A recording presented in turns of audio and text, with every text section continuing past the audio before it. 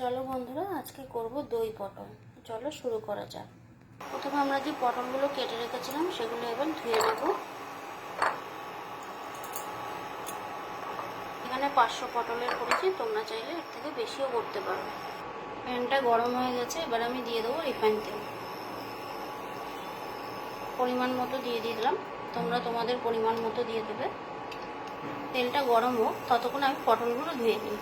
এখানে আমি আদা কুচি দিয়ে দিলাম, দুটো কাঁচা লঙ্কা দিয়ে দিলাম, 2 চামচ জিরে, গোটা জিরে দিয়ে দিচ্ছি। তারপর কিছুক্ষণ ভিজিয়ে রাখবো। যে পটলগুলো ধুয়ে রেখেছিলাম এবার আস্তে আস্তে দিয়ে দেবো এগুলো।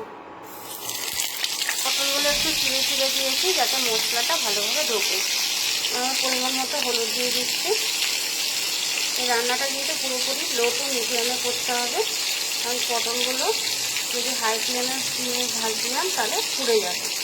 চলো আমরা ওদিকে আরেকটা পেস্ট রেডি করে ফেলি, এটা ততক্ষণে ভাজা হোক।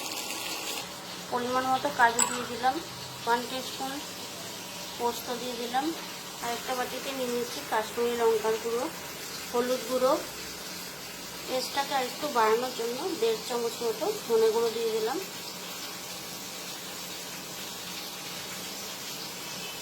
1 চামচ জিরে গুঁড়ো দিয়ে দিলাম।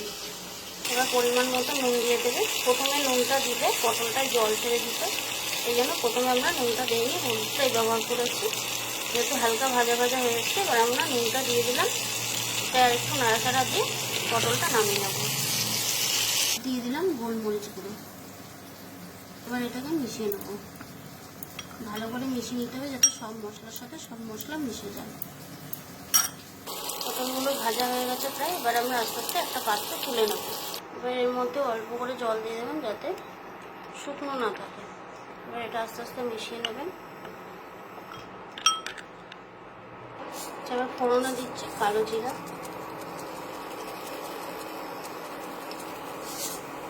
একটা শুকনো লঙ্কা, তোমরা চাইলে দুটোও দিতে পারো। ঝালটা যার মর্জি মতো, যে যতটা ঝাল খায় সেইভাবে দেবে। আমি কম ঝাল খাই তাই আমি কমই দিলাম, তোমরা চাইলে বেশিও দিতে পারো, একটা জায়গায় 2 বা 3টেও দিতে পারো। যে আদা কাঁচা লঙ্কার পেস্টটা করেছিলাম সেটা আবার দিয়ে দেবো। একদম লো টু মিডিয়ামে রেখে রান্নাটা করবেন, হাই করে দিলে কিন্তু মশলাটা পুড়ে যাওয়ার সম্ভাবনা আছে। জিরে আর আদার যে কাঁচা গন্ধটা যতক্ষণ না যাচ্ছে ততক্ষণ কিন্তু এটা একটু কষাতে হবে। এরপরে যে আমরা যে মশলাটা তৈরি করে রেখেছিলাম, জিরে গুঁড়ো, ধনে গুঁড়ো, গোলমরিচ গুঁড়ো, কাশ্মীরি লঙ্কা গুঁড়ো আর হলুদ গুঁড়ো, সেটাই আমরা দিয়ে দিলাম। যখন দেখবেন তেলটা এরকম ছাড়া শুরু করে দিয়েছে তখন নুন দিয়ে দেবেন। আগে তো পটলে নুন দিয়েছি, পরিমাণ মতো নুন দিয়ে দেবে। অল্প করে চিনি দিয়ে দিলাম। এরপরে কাজু আর পোস্তর যে পেস্টটা করে রেখেছিলাম সেটা দিয়ে দেবো। তেল বেরিয়ে এসছে, এবার আমরা পটলগুলো দিয়ে দেবো এর মধ্যে। পটলগুলো দিয়ে দিলাম। পটলগুলো যখন ভেজে দিয়েছি তখন তো 80% প্রায় সেদ্ধ হয়ে গেছে। এটাতে আর একটু কষিয়ে দেবো, তাহলে পুরোপুরি যেটুকুনি কাঁচা ভাব থাকে সেটুকুনি সেদ্ধ হয়ে যাবে।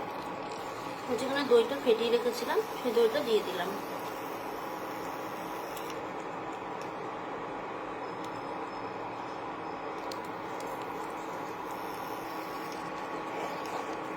গ্যাসের ফ্লেমটা যেরকম আছে লো টু মিডিয়ামে সেরকমই রাখবেন, না হলে দইটা ফেটে যাওয়ার সম্ভাবনা থাকবে। আস্তে আস্তে নাড়া দেবেন, যেহেতু কাজুটা আছে নিচে লেগে যাওয়ার সম্ভাবনা থাকবে। এবার এটা একটু ঢাকা দিয়ে দেবো পটলগুলোকে সেদ্ধ হওয়ার জন্য। দেখতেই পাচ্ছ পটল থেকে পুরো তেল ছেড়ে দিয়েছে। এবার আমরা দেবো ঘি, 2 কাঁচা লঙ্কা গোটা দিয়ে দিলাম, আর একদম সামান্য গরম মশলা। চলো আমাদের দই পটল রেডি হয়ে গেছে। যে গ্রেভি রাখতে চাও গ্রেভি রাখবে, নাহলে একটু ঝোল চাইলে ঝোল রাখতে পারো। তো আমি একটু হালকা পাতলা পাতলাই করেছি, হালকা গ্রেভি হালকা ঝোল, তোমরা যে যেরকম পারবে সেরকম করবে। চলো এটা নামিয়ে নেওয়া যাক। আমার দই পটল হয়ে গেছে। তোমাদের তোমরা এরকমভাবে বানিয়ে খেয়ে দেখো কেমন লাগলো, তারপর আমাকে কমেন্ট করে জানিও। চলো আজকের মতো টাটা।